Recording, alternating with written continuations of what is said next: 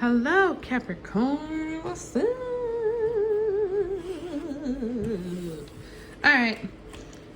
This is going to be your reading for all the Capricorns. God has blessed it. Thank you, Heavenly Father. If you want to book your personal with me, information is in the description box below. Yes, it is. Yes, it is. All right, we're gonna start with the old style tarot, then we're gonna get some clarification with the little baby cards over here. Then we are going to get you some energy message later. Gator. All right, Capricorn, what's been going on with you? Talk to me. The Hierophant. Okay, you being so holy. You trying to do the right things when it comes to life. I get it. I respect it. I really do. You have his counterpart, the High Priestess. So this is Mr. Holy, this Miss Holy. Hey, with the Eight of Swords. Oh boy. All right. So sometimes it's like when you don't know, you start stressing because it's like, I don't know. But it's like, hold on.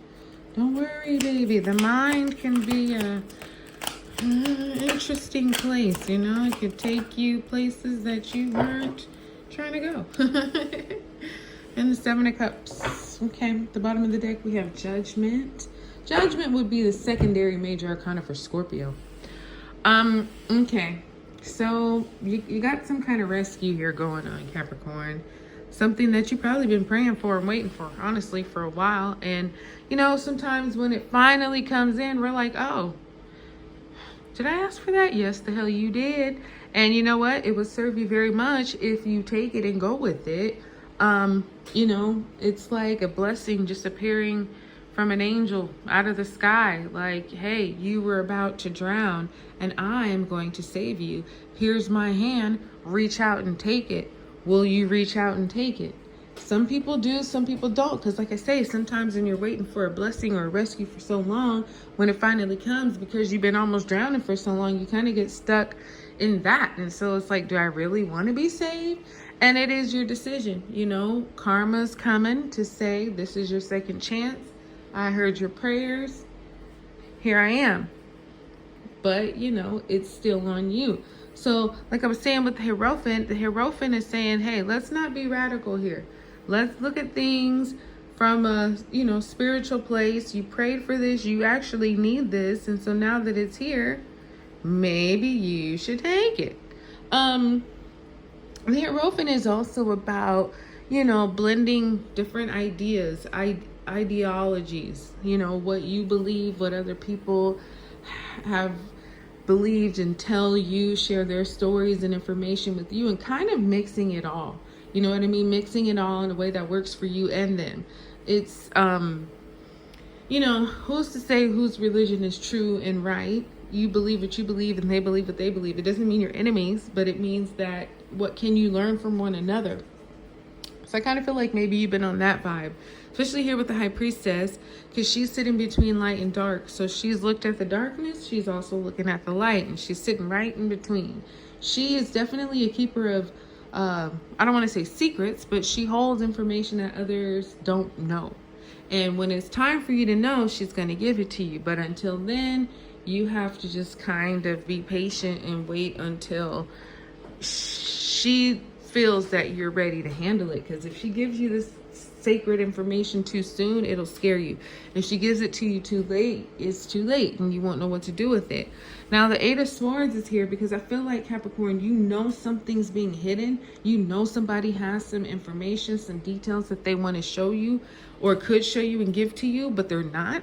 So I feel like sometimes when you know that, whether you can prove it or not, it kind of makes your mind play these like loops and shit, because it's like, I know something's being hidden, something's going on, but I can't prove it yet or something. And so then your mind starts going down these different rabbit holes and these different paths of what if, and what if it's that, and what if it's this, or maybe it's that, and maybe it's like, what the hell? You know what I mean? And it's very rarely is it positive. It's usually all negative stuff. And so just be careful for right now, Capricorn, that what you don't know, if you're thinking of all the possibilities, make sure you throw in some positive possibilities in there too. Don't just think about the negatives, think about the positives that it could be, because a lot of times it is positive. But like I say, until she knows you're ready, she's not gonna give it to you. So the Seven of Cups is coming up. Again, going back to the mind and just that daydreamy kind of energy where you got a lot of options, but you got one choice. And so the thing is, you have one choice, many options. So good for you to think it through, but also know that you really got to listen to your spirit. What looks right? What sounds right? What feels right? Go with that. It's pretty simple. However, not so simple when you have all these other choices that it could be right. Maybe it seems like it's right. Kind of feels right. But there is definitely one that is. So you are being called to go with that choice. Seven of Swords here with the Hierophant. Somebody could be, I don't know, somebody could be cheating, stealing, holding all the information when it's information and things that actually need to be shared. So the Seven of Swords is that tricky, I'm going to just take all of this and try to tiptoe my way out of it. Seven of Swords always gets caught, FYI. This is something that you're holding too much information to yourself. You know you need to give it to other people. You get one and the other 6 people get theirs. So why is somebody just trying to hold it? This could be some type of cheating, stealing. You know, and the crazy thing is with the Seven of Swords, it's theft from family. It's theft from friends. These are people who trust you, who know you. So why the fuck would you steal from them? You know what I mean? It just doesn't make sense. So the Hierophant may be coming in like, listen, you need to do the right thing. Whether it's that you need to confess, you need to return it. Don't do it anonymously. Say, you know what? I fucked up. I took this. It wasn't mine. I did that. Didn't mean to. Or if I did mean to, I'm sorry for it now. But the Hierophant is like calling somebody. And I don't know if it's you. Maybe this is something you're involved in or you just know about. But the Hierophant is telling somebody, you gotta confess. You gotta make this right. Ace of Swords coming in. That High Priestess has some clarity. She got all the tea. For real though, you know, the High Priestess is like, I could reveal so much, but until it's time, she kind of just has to keep it mum. 10 of Swords, some kind of betrayal here. The 8 of Swords with the 9 of Pentacles.